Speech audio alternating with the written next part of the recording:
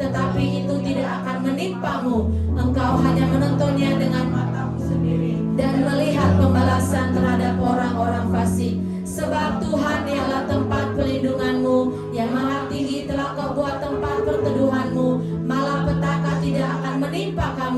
dan tulah tidak akan mendekat kepada kemahmu. Sebab malaikat-malaikatnya akan diperintahkannya kepadamu untuk menjaga engkau di segala jalanmu. Mereka akan menantang engkau di atas tangannya, supaya kakimu jangan terantuk kepada batu. Singa dan ular tedung akan kau langkahi. Engkau akan menginjak anak singa dan ular naga. Sungguh hatinya melekat kepadaku, maka aku akan meluputkannya. Aku akan membentenginya, sebab ia mengenal namaku. Bila ia berseru kepadaku, aku akan menjawab. Aku akan menyertai dia dalam kesesakan. Aku akan meluputkannya dan memuliakannya. Dengan panjang umur akan kukenyangkan dia, dan akan kuperlihatkan kepadanya keselamatan daripadaku. Haleluya, haleluya. Terima kasih Tuhan, terima kasih. Di sepanjang minggu ini Tuhan terus memelihara kehidupan kami. Tuhan terus menjagai setiap kami. Kami ada sampai saat ini karena kemurahan Tuhan. Kami sehat, kami kuat. Keluarga kami semua diberkati. Itu semua karena perkenanan-Mu dalam kehidupan kami ya Tuhan. Terima kasih Tuhan Yesus, terima kasih. Pagi hari ini kami membawa segenap syukur kami di hadapan-Mu. Mau memuji, mau menerima firman-Mu pada pagi hari ini. Oleh sebab itu berdaulat atas ibadah kami pagi hari ini ya Tuhan Yesus. Engkau urapi setiap kami, berkati setiap kami ya Tuhan. Dari ruangan ibadah ini sampai depan, kiri, kanan, belakang, kami percaya ada lawatan-Mu terjadi di tempat ini Tuhan. Terima kasih Bapakku, terima kasih. Kami serahkan ibadah kami ke dalam tangan-Mu, dan kami kembalikan juga kepadamu Tuhan. Hanya nama-Mu yang kami permuliakan, hanya nama-Mu yang kami tinggikan di tempat ini. Terpuji termulia nama-Mu Tuhan. Kami siap masuk dalam hadirat-Mu. Haleluya, amin. Silakan duduk di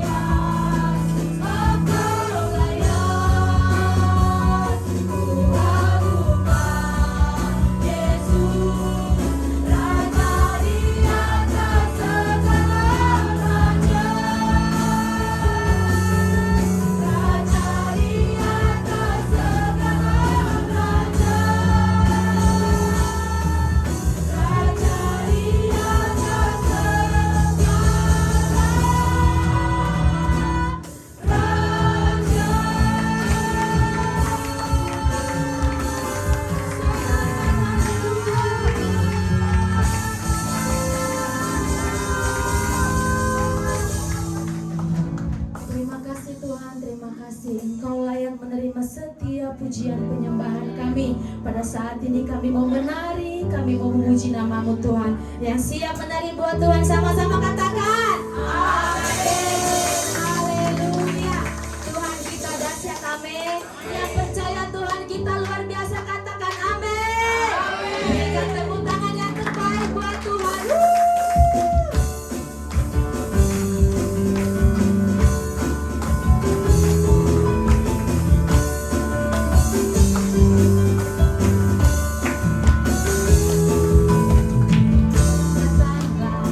Kau baik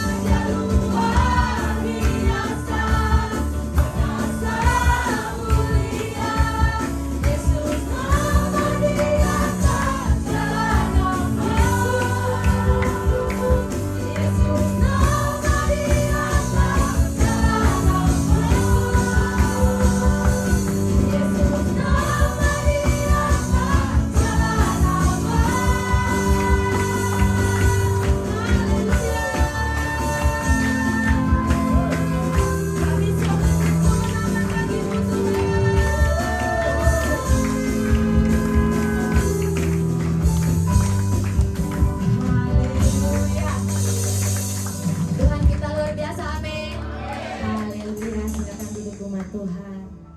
Tiba saatnya kita memberikan terbaik buat Tuhan. Terima kasih Bapakku yang baik, kami mengucap syukur buat pagi hari ini Tuhan. Kami mau memberikan persembahan kami yang terbaik ya Tuhan.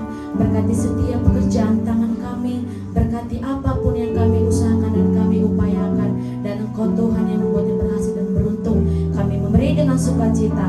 Haleluya, amin.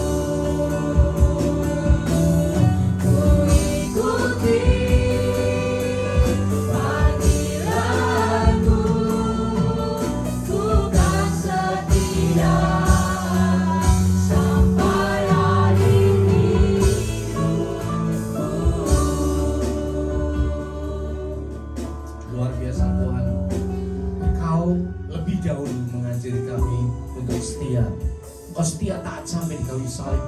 Engkau taat setia memikul kehendak Bapa surgawi di dalam tubuhmu. Sekarang ini kami mau belajar untuk taat dan setia Bapa surgawi. Kami belajar bahwa saat ini adalah waktu perkenanan itu. Kami mau duduk diam. Kami mau membuka hati, pikiran, kehendak bebas kami, roh kami, jiwa kami. Bapa surgawi, kami menyerahkan hati kami semuanya ke dalam tangan-Mu. Lepaskan hati kami yang lama, gantikan hati kami dan hati yang baru, hati seorang murid, hati yang adalah tanah yang subur, sehingga siap firman yang kami terima berakar dengan kuat, bertumbuh dengan subur, dan berbuah lebat di dalam kehidupan kami. Semua yang siap mendengarkan firman Tuhan katakan amin. Silakan Bapak Ibu Saudara dulu dalam hadirat Tuhan. Shalom. Apa kabarnya? Luar biasa. Apa kabarnya? Luar biasa. Anak Tuhan harus luar biasa. Kita berucapkan syukur kepada Tuhan. Roh yang menyala-nyala ada padamu. Karena apa? Bukan roh kita, tetapi Roh Kudus yang memberi kita kekuatan. Ada amin. Kita sudah bersemangat memuji, memuliakan Tuhan. Roh kita diperbarui. Ada nyala yang dahsyat di gereja ini. Saya percaya semua yang terhubung di dalam YouTube juga ada roh yang menyala-nyala. Karena ketika saya membuka YouTube, saya ulangi, roh selalu dibaharui.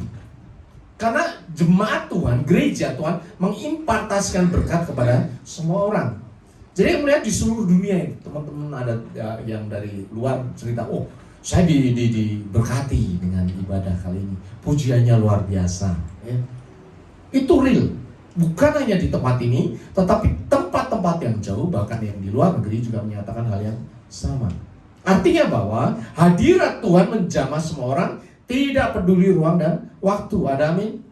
Jadi Bapak Ibu Saudara kalau ada di tempat ini, bisa duduk di tempat ini, bersyukurlah. Bersyukurlah. Karena tidak semua orang bisa ada di tempat ini. Kita akan membahas kebenaran firman Tuhan. Tema kita kali ini adalah estafet terakhir atau the final lap. Ya. Estafet terakhir itu orang berlari seperti lari itu ya apa? Lomba lari. Next. Oke. Jadi estafet terakhir. Kalau kita melihat lomba lari estafet itu adalah cabang atletik yang dilakukan secara bergu.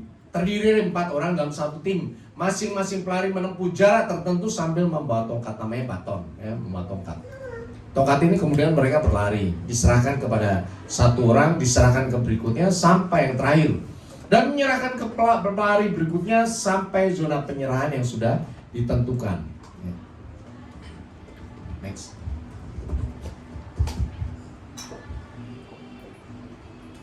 Oke.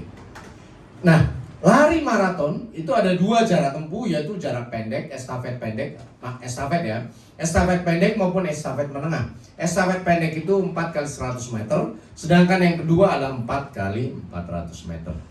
Pelari ini berbeda dengan lari yang biasa karena melibatkan 4 orang, dan yang utama bukan hanya orang sampai garis finish, tetapi ada estafet yang dipegang.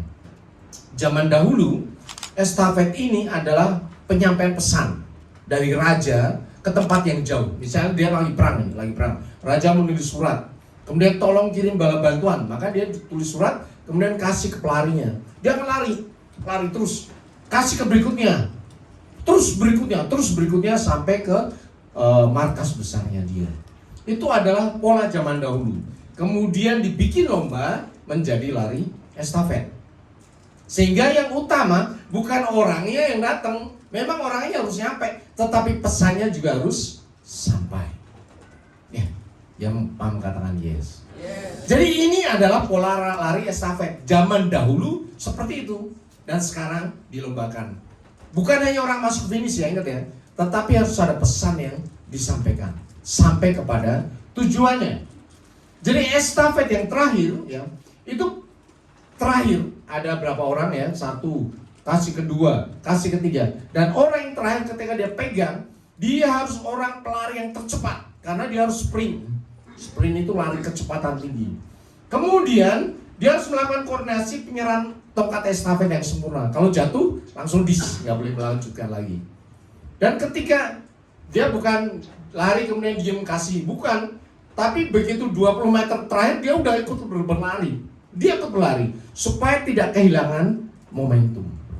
Itu adalah pelari estafet yang terakhir.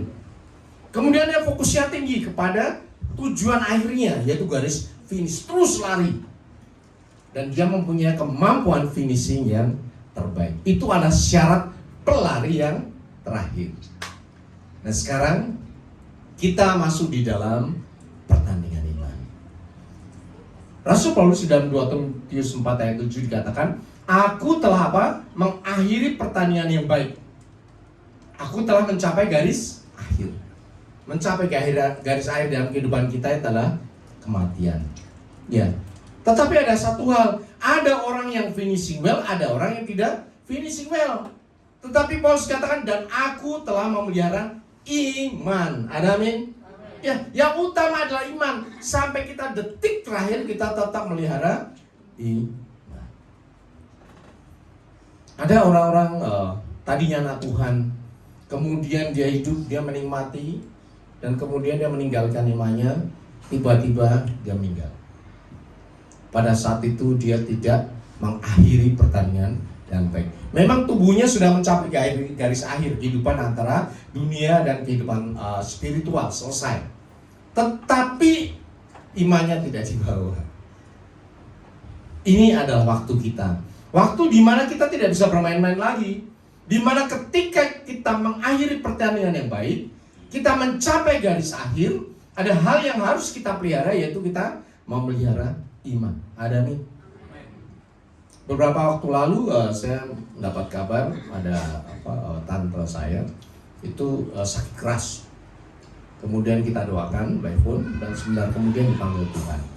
Cepat sekali. Dari Minggu masuk rumah sakit Senin kemudian sudah dipanggil Tuhan. Tidak sampai 24 jam. Ya. Dan meninggalnya gampang sekali. Ya, gampang sekali. Yang luar biasanya dia adalah orang yang melayani Tuhan. Orang yang setia. Ya. Ketika anak-anak Tuhan setia melayani Tuhan dan waktunya dipanggil oleh Tuhan, semua peristiwanya akan berlangsung secara gampang. Yang kedua, akan menjadi berkat dan kesaksian bagi banyak orang. Ketika pemakaman semua orang ngomong tentang pelayanan kebaikan yang sudah dilakukan. Dan setelah dia meninggal pun, setelah itu ada ibadah-ibadah, orang menjadi diberkati. Kenapa? Setiap anak Tuhan yang mengakhiri pertandingan, dia sudah memelihara iman, dan pada saat itu, setelah kehidupannya selesai, tetap menjadi berkat. Ada amin? Berapa banyak anak Tuhan yang tidak seperti itu? Ketika meninggal yang dia ngomong, wah orang itu kan dulu seperti ini, seperti itu, seperti ini, seperti itu. Banyak hal yang tidak mencerminkan dia mengakhiri pertandingan dengan baik. Tubuhnya sudah selesai, garis finish selesai, finish ya. Tetapi tongkat imannya tidak dibawa. Sebelum kita masuk lebih lanjut, kita akan cerita tentang sejarah keselamatan. Ini kita anggap sebagai pelari maraton pertama, kedua, ketiga. Kita akan belajar mengenai sejarah keselamatan gereja. Ya. Yang pertama adalah dunia, Tuhan menciptakan alam semesta, Adam dan Hawa. Ya. Adam dan Hawa. Tapi kita tahu berikutnya Adam dan Hawa jatuh dalam dosa. Kemudian Adam dan Hawa diusir dari Taman Eden. Ini adalah orang pilihan. Tuhan mulai memilih Adam dan Hawa. Kemudian Kain dan Habel. Tetapi Kain tidak berhasil menyelesaikan kehidupannya, dia bunuh Habel. Kemudian ada lagi Set, kemudian ada lagi Henok, terus keturunan demi keturunan. Tetapi dia tidak berhasil menyelesaikan kehidupannya. Dan akhirnya di penghujung keturunan Adam dan Hawa, Tuhan memilih Nuh. Ya. Di masa Nuh ini hanya satu keluarga di seluruh dunia yang dianggap benar, dan Tuhan akan menghapuskan dunia. Dan itu yang terjadi. Ya, setelah dunia pertama dibuat, Tuhan menghancurkan dunia mula-mula melalui air bah. Dunia dihancurkan, seluruh dunia dihancurkan. Hanya satu keluarga yang selamat. Setelah itu Tuhan membuat dunia baru lagi. Ya, Nuh dengan 8 keluarganya turun ke Gunung Ararat dan mulai memperanakan keturunan demi keturunan. Dan dari keturunan itulah Tuhan memanggil keluarga Abraham. Ini adalah mulai. Tuhan akan membuat rencana keselamatan. Lihat ya, ketika Adam Hawa jatuh dalam dosa, Tuhan mulai membuat rencana keselamatan. Ini adalah peristiwa pelarian iman ya, lari bukan melari dari kenyataan ya, tetapi lari untuk mencapai keselamatan yang terakhir. Dimulai dari Adam dan Hawa terus sampai Nuh, kemudian gagal. Ya. karena seluruh dunia hancur. Dibikin lagi, dipilih satu keluarga yang namanya Abraham. Kita tahu dari Abraham keturunan terus sampai kepada bangsa Israel. Di bangsa Israel inilah Tuhan memberikan perintah yang namanya hukum Taurat kepada Musa. Melalui hukum ini, manusia dipimpin supaya mengenal Tuhan. Melalui hukum ini, ketika orang melakukan hukum Taurat, dia bisa masuk surga. Tetapi seluruh hukum harus dilakukan. Kalau satu pun tidak dilakukan, maka dia gagal. Itulah hukum Taurat. Tetapi puji Tuhan, di akhir penghujung hukum Taurat ini, setelah bangsa Israel dibuang dari Babel, kembali lagi beberapa ratus tahun kemudian, datang yang namanya Mesias. Tuhan Yesus datang. Untuk apa? Membuat anak Tuhan, gerejanya ada di dunia. Kalau tadinya bangsa Israel itu adalah bangsa pilihan, tetapi setelah Tuhan Yesus bukan lagi bangsa, tetapi anak Tuhan. Tolong bedakan antara bangsa dan anak. Sama seperti misalnya sekarang ada presiden. Ya, kita bangsa Indonesia punya hak sebagai warga negara Indonesia. Tetapi saya tidak punya hak masuk ke rumah Presiden Prabowo, masuk ke kamar tidurnya ngobrol, nggak bisa. Hanya satu orang yang bisa, yaitu anaknya. Dia masuk aja ke rumahnya, "B, apa kabar, bagi duit dong?" Bisa, kenapa? Dia anaknya. Dan inilah anak Tuhan yang dibikin oleh Tuhan Yesus ketika dia disalibkan. Ketika setiap orang mengaku Yesus adalah Tuhan dan Juru Selamat, darahnya tertumpah bagi penebusan dosa kita, maka kita diangkat menjadi anak Tuhan. Ada amin? Ada amin? Engkau bukan manusia biasa, selalu saya katakan itu. Kalau kita mengeluh ya, itu mencerminkan kau masih manusia duniawi, tidak menyadari bahwa engkau manusia surgawi. Hidupmu cuma 70 tahun, 80 tahun, habis itu meninggal, selesai. Saya sering mengatakan hal seperti ini, kenapa? Saya sering melayani orang meninggal. Ya, baik muda, tua, lansia. Hidup manusia itu terbatas. Makanya ketika sering melayani orang meninggal, saya mulai mempersiapkan diri saya. Memang hidup saya terbatas. Hidup saya bukan di dunia ini. Hidup saya untuk surga. Ada amin? Kenapa? Saya bukan manusia duniawi, saya manusia surgawi. Kebetulan Bapak Ibu Saudara ada di dunia ini. Engkau adalah anak Tuhan. Ada amin? Kuasa yang dahsyat ini menyertai kita. Bahkan ketika Tuhan Yesus naik ke surga, kemudian Pentakosta, Roh Kudus dicurahkan, gereja mula-mula mulai terjadi. Dari gereja mula-mula terus berjalan sampai sekarang ini. Ini adalah peristiwa yang ketiga dan terakhir ketika kita lari maraton. Memang bukan 4 lap ya, ini baru 3. 4-nya berikutnya lagi. Dan di akhir zaman inilah kita nanti akan menantikan kedatangan Tuhan Yesus yang kedua kali dalam rapture. Kita diangkat ke surga. Kenapa ini penting sekali?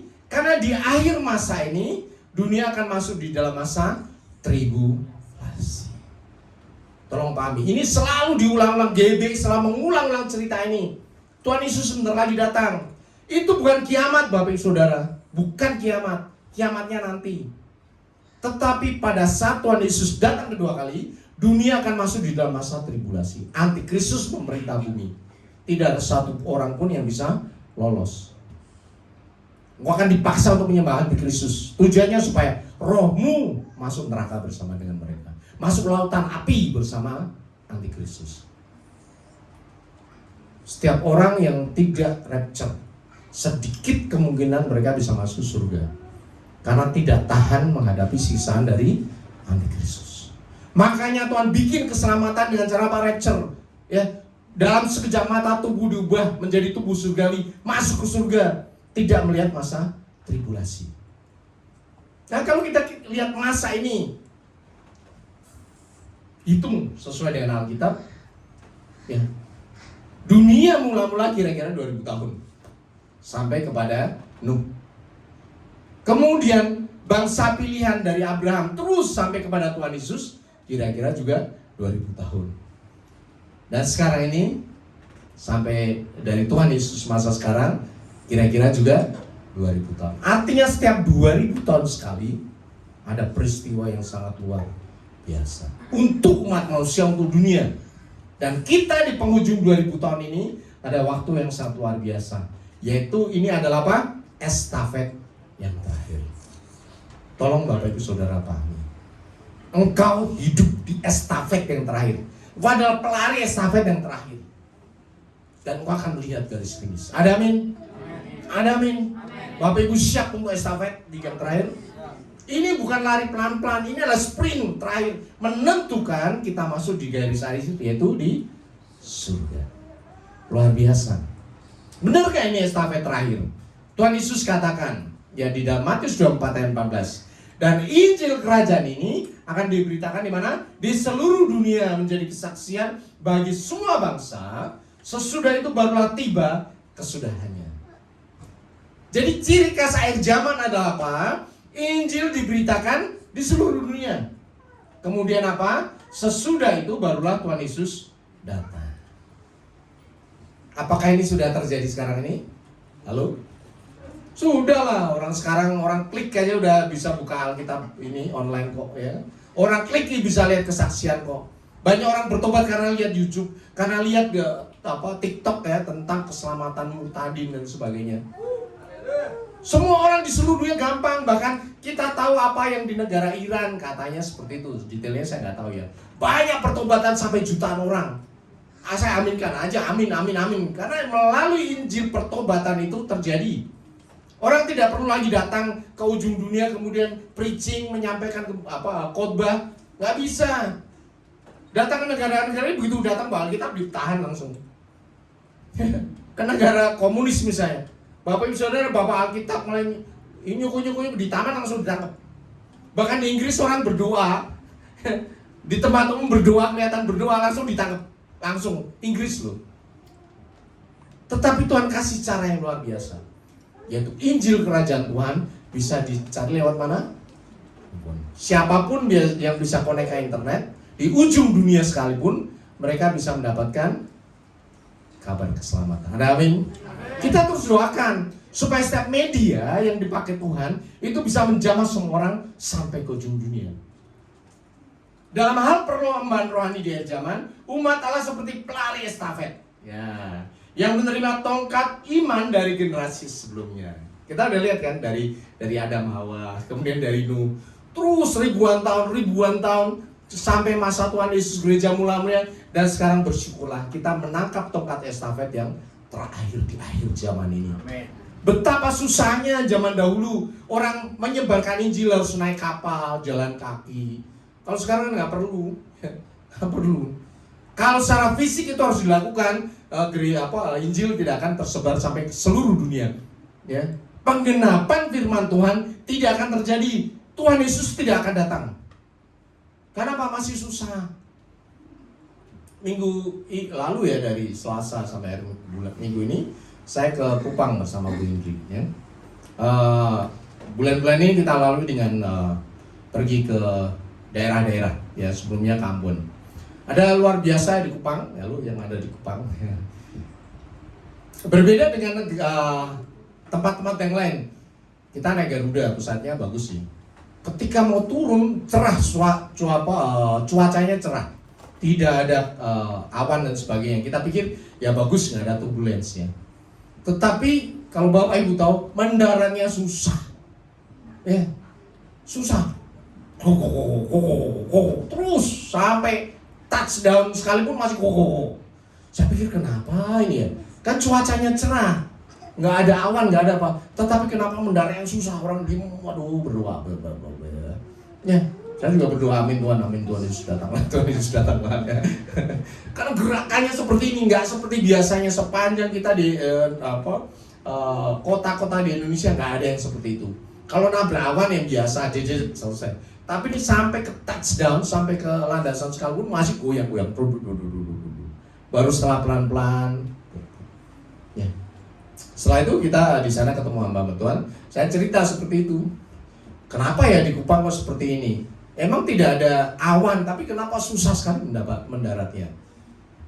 Si hamba Tuhan berkata, Bapak, di Kupang ini sebelahnya adalah laut lepas sampai ke Australia. Ya. Jadi angin dari Australia kencang sekali. Sehingga kalau Bapak lihat itu anginnya kencang sekali. Ya, pesawat kalau mendarat itu seperti layang-layang kena angin kencang itu begini. Berat sekali. Baru saya tahu, oh iya ya. Ada daerah-daerah di Indonesia yang memang tempatnya itu panas tapi tidak panas karena anginnya kencang, angin dingin dari Australia. Kalau kita nggak nyadar nanti kulit tiba-tiba hitam sendiri. Kulit kita memang hitam, ya. Jadi tidak terasa tiba-tiba hitam sendiri. Karena apa? Anginnya kencang dan angin dingin. Dan itulah negara di Indonesia. Saya bayangkan dulu misionaris datang ke sana naik kapal. Kapalnya itu ombaknya kencang juga karena anginnya kencang sekali. Ya. Dan ada yang luar biasa, semuanya itu seperti gersang. Karena daerahnya memang panas. Bahkan hamba Tuhan yang dari Sumbawa berkata begini, nomor satu kalau di daerah ini orang akan bertanya bukan tentang makan, tetapi tentang minum, tentang air. Sudah dibor sampai puluhan meter pun tidak ada air. Sehingga kalau orang cari air harus jalan kaki berkilo-kilometer dapat air, baru dapat air. Ya. Di sini air gampang banget, ada Fit, Aqua, apa aja ada di sini. Ya. Apa aja ada di sini. Ya. Jadi begitu saya melihat seperti itu, apa coba? Bersyukur. Bersyukurlah engkau ada di Pulau Jawa. Jadi orang yang belum pernah ke daerah-daerah, ketika engkau mendengar tentang Kupang, tentang Soe, Benu dan sebagainya, engkau pasti berpikir, oh enak ya kayak di Jawa. Tidak, sama sekali tidak. Bahkan pulau-pulau yang lain misalnya, itu ya mungkin subur ya, tetap infrastrukturnya tidak seperti di Jawa. Di Jawa kampung-kampung jalannya bagus ya. Kalau pakai Gmap bisa masuk kampung-kampung. Kita kalau di luar Jawa pakai Gmap dijalanin gitu nggak boleh percaya. Ya, begitu lihat jalannya mulai nggak aspal berhenti, jangan diterusin. Ya, terutama kalau naik mobil. Karena memang itulah jalan di sana. Jalan provinsi itu ya jalan kayak di Serang itu udah 2 mobil begini. Kalau ada bis lewat ya kita harus berhenti sebentar. Itu yang terjadi. Dari hal itulah saya bisa semakin mengucap syukur. Terima kasih Tuhan. Amin. Bapak Ibu Saudara berterima kasih, mengucap syukurlah. Coba pikirkan kalau kalian di Medan maju lagi dikit ya ke si Borong-Borong misalnya, ke Brastagi, si Malumun, itu ke daerahnya sudah mulai berbeda dong. Tidak seperti di Jawa. Bersyukurlah ada di tempat ini, tempat yang diberkati oleh Tuhan. Amin. Kita mau kerja apa saja gampang kok, dapat duit langsung. Di sana buka toko ya siapa yang mau beli? Barangnya juga ambil dari mana? Orang mau makan sawah, saya pikir sawah terus orang di mana makan di sini? Makannya apa? Nona di sini makannya beras Bapak. Lah, terus kalau nggak ada sawah gimana? Berasnya didatangkan dari luar Jawa. Berarti kan berasnya mahal dong. Karena dia tidak menghasilkan beras sendiri. Sebegitu kehidupan di tempat-tempat di luar Jawa. Ya memang di sana tidak ada industri sehingga perputaran uangnya lambat. Dari situ kita harus memahami bahwa kehidupan di luar Jawa ya, itu agak berat dibandingkan di Jawa. Menurut orang Jawa. Ya. Kalau orang biasa di sana juga nggak apa-apa juga ya. Tetapi kalau udah biasa di sini, aduh susah, mau cari Indomaret juga susah, cari Alfa juga susah. Ya. Di sini ada bosnya Indomaret, tuh gampang aja tinggal telepon pasti diantar barang. Di sana susah. Jadi bersyukur kita ada di tempat ini di Jawa. Bersyukur. Tetapi ada satu hal, di sana gerejanya besar. Kupang itu termasuk lima kota yang agama Kristennya mayoritas. Ya, luar biasa. Termasuk Ambon ya, Jayapura, Tomohon. Itu luar biasa, dan Ambon ya. Itu adalah kota-kota dengan umat Kristiani yang terbesar. Ya. Jadi ketika kita lari estafet terakhir, ya, kita memang bukan pelari pertama, tetapi kita penentu akhir zaman. Ada amin? Kita penentu akhir zaman. Doa-doa kita akan memberkati tempat-tempat yang jauh. Percaya saja, engkau berdoa di tempat ini pun bisa menyelamatkan banyak orang. Karena doamu memberkati sejauh engkau berdoa. Tapi banyak orang nggak berdoa, kok nggak peduli kok. Yang didoakan saya, keluarga saya pekerjaan saya, sekolah saya. Pernah nggak Bapak Ibu berdoa atau pulau-pulau seperti itu, atau bahkan pergi ke sana sekalipun, melihat matanya sendiri betapa mereka mencari Tuhan, tetapi kondisinya tidak memungkinkan. Jadi luangkan waktu kalian ketika doa, ya sampaikan doa-doa untuk saudara-saudara kita.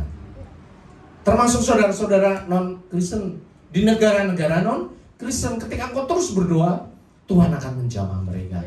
Memang engkau bukan yang pertama, engkau adalah yang terakhir. Di mana zaman ini akan ditutup oleh doa-doa kita semuanya. Ada amin? Doa-doa kita berkuasa untuk mengubahkan di tangan kita tongkat kebenaran, yaitu apa? Firman Tuhan harus dibawa sampai garis akhir, sampai kedatangan Tuhan Yesus. Itu bagian siapa? Bapak, Ibu, Saudara, dan saya. Bersyukurlah kita hidup di akhir zaman. Bersyukurlah doa kita berkuasa.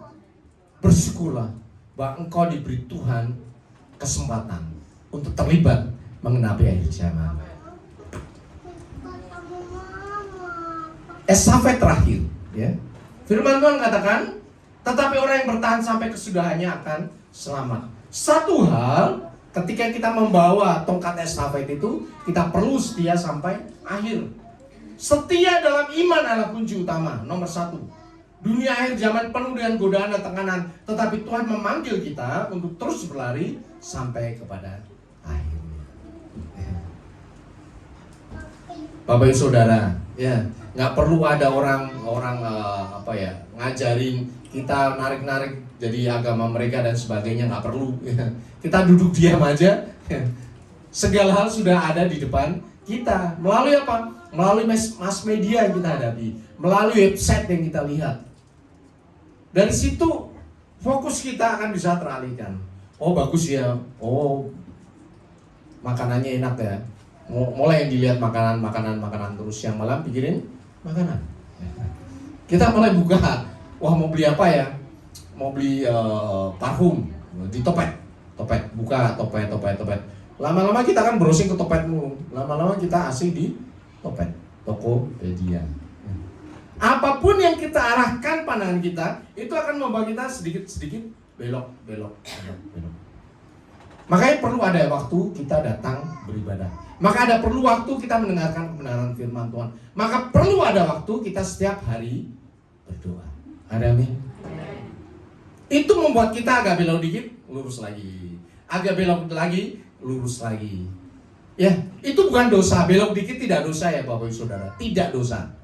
Tetapi dosa adalah kalau terus-terusan belok terus, nggak balik lagi kepada jalan semula. Ya. Kalau saya ke kota-kota di luar pulau, Bu Indri yang nyepil. Ya. Saya ngelihat G-Map, wah lihat G-Map. Belok kanan, belok kiri, belok kanan, terus. Loh kok berhenti? Kenapa ya? Ternyata jalan ditutup. Balik lagi. Saya tidak tahu apa-apa. Jalannya juga sama sekali nggak tahu.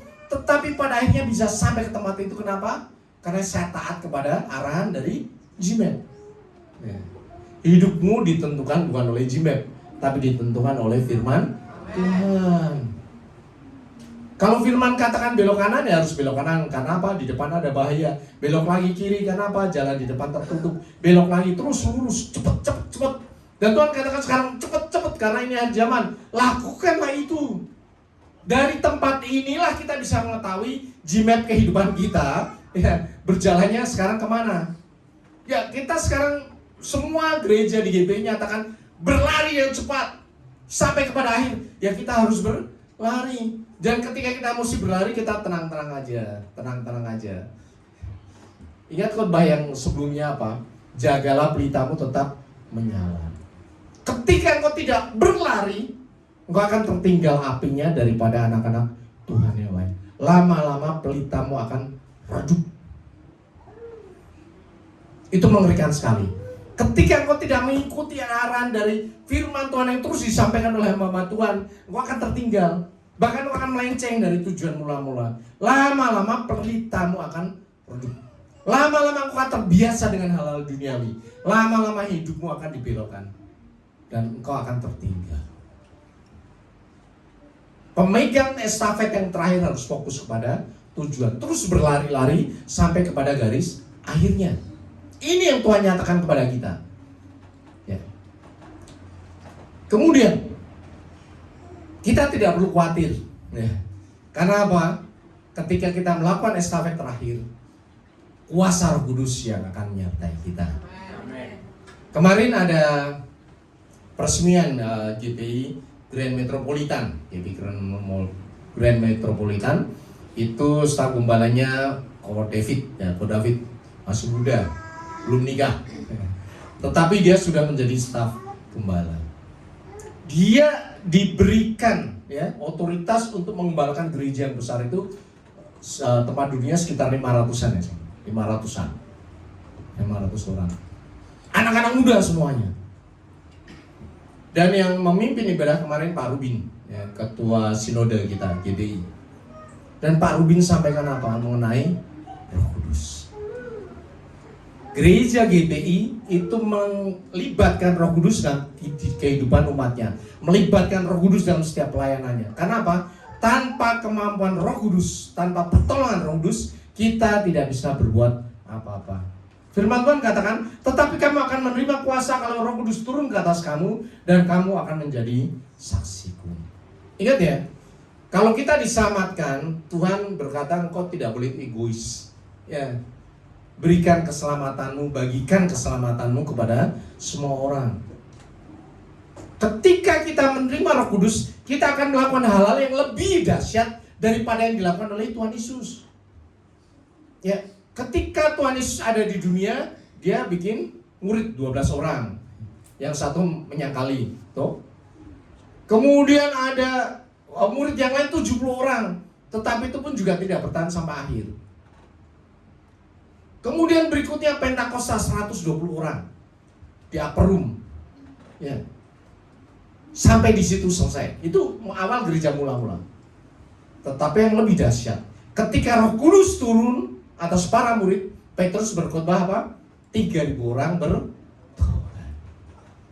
Apakah Bapak Ibu Saudara tidak bisa menyamai hal itu? Bisa lah. Kalian aktif aja di itu, di medsos. Ya, semua yang kau sampaikan akan dibaca orang. Kalau follower 1 juta coba bayangin. Ya, dan 1 juta dalam hati terima Tuhan Yesus, engkau lebih hebat dari Rasul Petrus. Amin. Engkau melakukan lebih dahsyat daripada yang dilakukan oleh Tuhan Yesus, daripada Rasul Petrus. Followermu 20 juta misalnya. Yaitu punya keluarga-keluarga, ketika mereka dijamah oleh Tuhan, mereka siap untuk masuk surga. Dan kau sudah melakukan bagian yang dahsyat. Ketika Roh Kudus turun atas kamu, engkau akan menjadi saksi Tuhan Yesus. Sekarang nggak perlu jalan ya ke mall kemana, nggak perlu ya. Tapi cari aja ya, network yang paling banyak ya, sampai ke luar negeri. Dan mulai sharing tentang kesaksian firman Tuhan. Kalau kau nggak bisa sharing tentang kehidupanmu, posting aja. Ya. Tapi ingat jangan posting kebanyakan, orang jadi enek ya. Postingnya sehari sekali. Dan sebelum posting, doakan. Dari situ nanti kuasa Tuhan akan bekerja. Roh Kudus adalah tenaga rohani yang mendorong kita untuk menuntaskan tugas perutusan di akhir zaman. Tanpa Roh Kudus, kita tidak bisa berbuat apa-apa. Ini ada kuasa yang ada di dalam diri kita, supaya Tuhan memperlengkapi kita menyelesaikan amanat agung. Itu adalah bagian Bapak Ibu Saudara dan saya. Ingat ya, kita ada di estafet terakhir. Kita sedang berlari menyelesaikan amanat agung. Dan ingat, ketika kita menyelesaikan amanat agung, pada saat itu Tuhan datang kedua kali. Kedatangan Tuhan tergantung kepada apa yang Bapak Ibu Saudara lakukan. Pentakosta ketiga dikatakan apa? Kita menyelesaikan amanat agung dan setelah itu Tuhan Yesus datang yang kedua kali. Itu adalah iman kita. Kita bekerja sama dengan Tuhan. Supaya ketika masa tribulasi tiba, kita sudah diselamatkan di surga. Ada amin? Ada amin? Dan itu bagian Bapak Ibu Saudara dan saya. Roh Kudus ada padamu dan engkau yang terhubung dalam YouTube. Roh Kudus mulai menyala-nyala. Dan sekarang ini bagianmu dan saya untuk menuntaskan amanat agung. menjangkau banyak jiwa melalui network kita, melalui perhubungan pertemanan kita, melalui doa-doa kita. Luangkan waktu untuk keselamatan semua orang. Jangan egois, karena waktunya sudah dekat. Kita berucapan syukur kepada Tuhan. Saya undang untuk para pemuji naik ke atas panggung.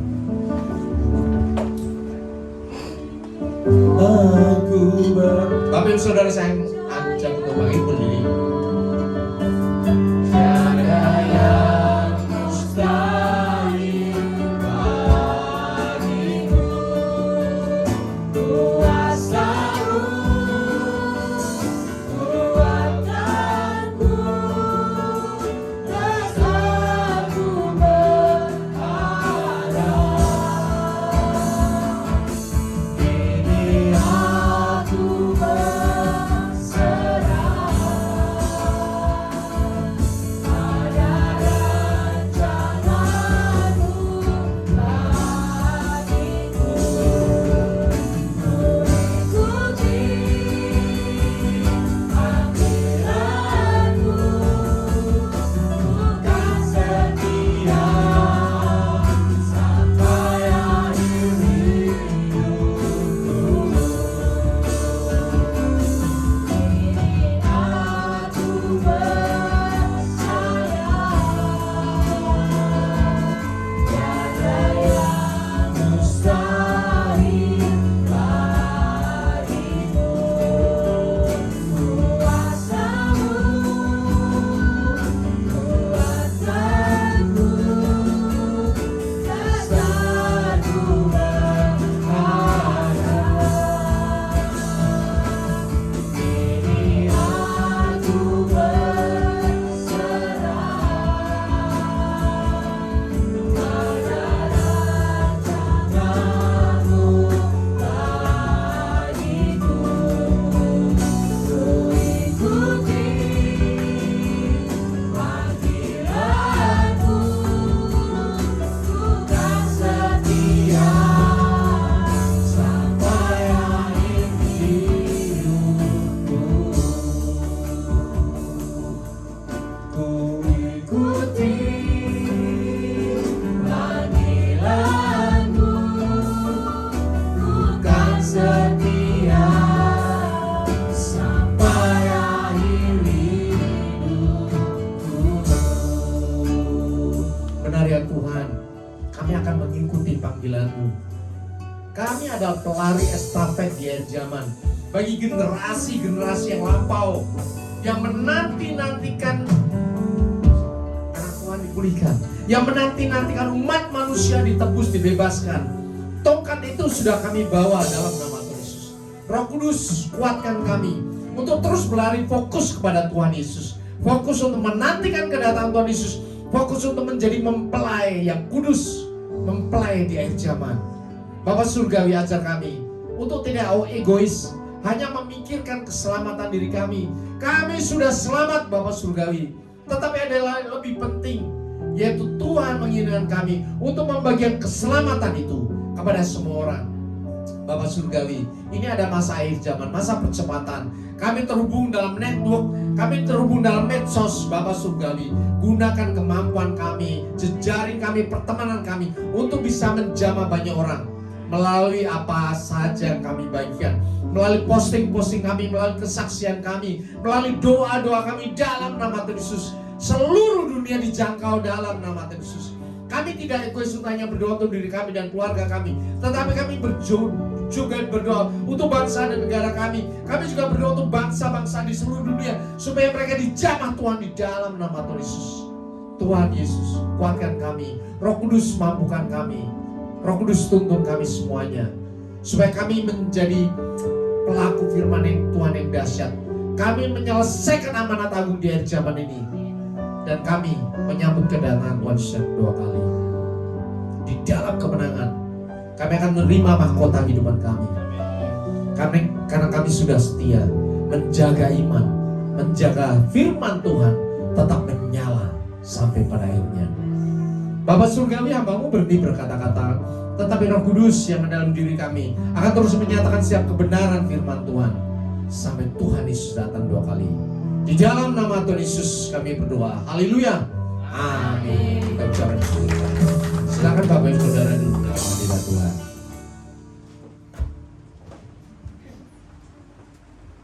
Haleluya. Terima kasih buat Bapak Gembala. Tuhan Yesus memberkati. Tiba saatnya kita menangkap pengumuman sepekan lewat multimedia.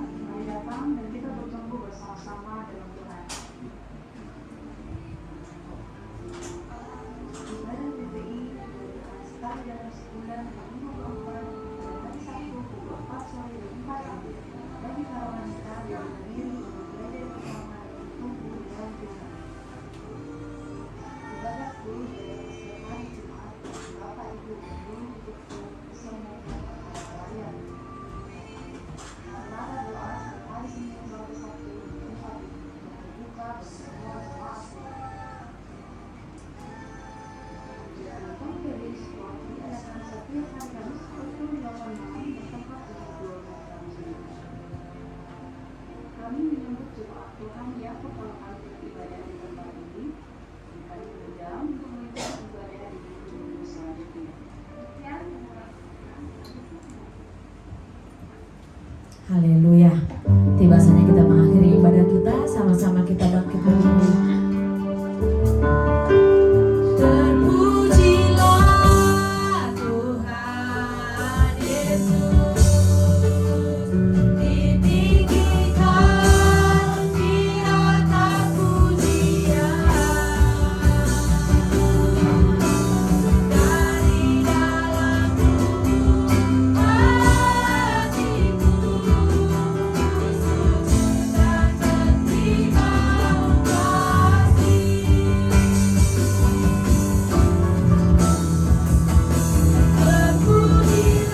berterima kasih.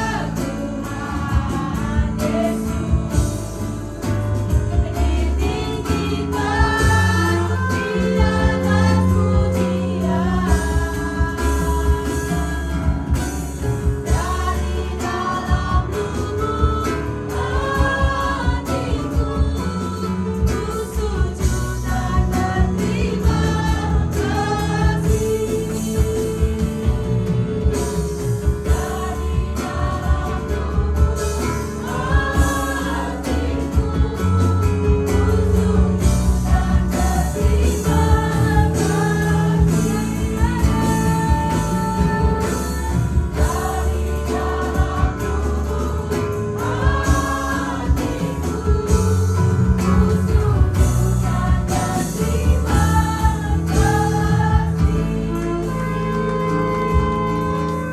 dari dalam lubuk hatiku sujud dan berterima kasih. Mari kita bersatu dalam doa. Bapa surgawi, Bapa yang kekal, Bapa yang mulia, Bapa yang kudus, Bapa yang kami panggil di dalam nama Tuhan Yesus. Terima kasih ya Tuhan, ibadah yang pertama ini Tuhan, dari awal pertengahan sampai akhirnya Tuhan, kami boleh menikmati kasih-Mu, kami boleh menikmati anugerah-Mu, urapan yang sungguh luar biasa ya Tuhan. Terima kasih ya Tuhan, terima kasih terlebih kami sudah menerima firman yang disampaikan oleh Bapak Gembala ya Tuhan. Biarlah Tuhan kami jemaat-Mu di sini ya Tuhan terus mencapai garis akhir dan menjaga iman kami ya Bapa. Terima kasih ya Tuhan, oleh sebab itu mampukan setiap kami Bapa. Terima kasih Tuhan, terima kasih, kami percaya Tuhan Engkau memberkati Bapak Gembala kami Pak Indriatmo beserta Ibu Indri dan keluarga besarnya, ketiga putra putrinya ya Bapak. Engkau limpah-limpahkan Tuhan, oh kesehatannya Tuhan, Engkau limpah-limpahkan oh Tuhan, berkat pekerjaannya, pelayanannya ya Bapak. Dimanapun hamba-Mu Kau utus Tuhan, terus Tuhan Engkau memelihara, kasih-Mu mengalir atas Bapak Gembala kami ya Tuhan. Hikmat marifat roh pewahyuan yang baru terus Engkau berikan bagi Bapak Gembala kami ya Bapak. Terima kasih Tuhan Yesus, terima kasih. Kami juga berdoa bagi Bapak Gembala pembina kami Pak Insinyur Nikono Harjo beserta Ibu Hermin, keluarga besarnya, keempat pakainya ya Tuhan. Juga Karen 18 Gembala kami Pak Andi Markus beserta Ibu Sutanti, kedua putranya, keempat wakilnya. Terus Tuhan Engkau berkati ya Bapak, hikmat marifat terus Tuhan Engkau limpahkan juga bagi Gembala Rayon dan Gembala pembina kami ya Tuhan. Terima kasih Tuhan Yesus, kami berdoa ya Bapak bagi jemaat-Mu yang sudah hadir pada ibadah pertama ini. Kami percaya Tuhan Engkau memberkati keluarga demi keluarga, suami, istri, anak-anaknya ya Bapak. Apa saja yang dikerjakan Tuhan Engkau buat berhasil. Terima kasih Tuhan, terima kasih. Dan kami berdoa ya Tuhan yang mengambil bagian ibadah pelayanan pada siang hari ini Tuhan Engkau berkati, baik WL Singer, imam-imam musik multimedia, Asar Kolektan, guru-guru sekolah minggu, penjaga keamanan ya Bapak. Terus Tuhan Engkau pakai setiap kami, terus berikan roh kerendahan hati kepada kami, roh ketaatan ya Bapak. Terima kasih Tuhan, terima kasih. Kami berdoa bagi bangsa dan negara kami Tuhan.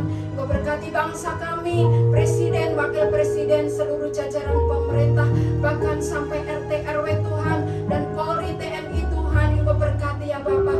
Berikan roh takut akan Tuhan, berikan roh kebijaksanaan yang dari Engkau. Terima kasih Bapak, terima kasih. Kami juga berdoa bagi persembahan yang sudah kami berikan Tuhan. Kiranya Tuhan yang mengelolanya Tuhan Engkau berkati ya Bapak. Tangan-tangan yang sudah memberi Engkau kembalikan dengan berlipat kali ganda. Terima kasih Tuhan, sebentar kami semua hendak pulang ya Bapak. Kami percaya Tuhan penyertaan-Mu, perlindungan-Mu sempurna bagi kami. Dan sebelum kami akan diperlengkapi doa berkat oleh Bapak Gembala kami, mari kita bersama-sama doa yang sudah diajarkan kepada kami. Bapa kami yang di surga, dikuduskanlah nama-Mu, datanglah kerajaan-Mu, jadilah kehendak-Mu di bumi seperti di surga. Berikanlah kami pada hari ini makanan kami yang secukupnya, dan ampunilah kami kesalahan kami, seperti kami juga mengampuni orang bersalah kepada kami. Dan janganlah membawa kami ke dalam pencobaan, tetapi lepaskanlah kami daripada yang jahat. Karena Engkau yang punya kerajaan dan kuasa dan kemuliaan sampai selama-lamanya. Sidang jemaat yang dikasihi oleh Tuhan Yesus, maupun engkau yang terhubung dalam YouTube, kembalilah ke dalam kenyataan hidupmu sehari-hari.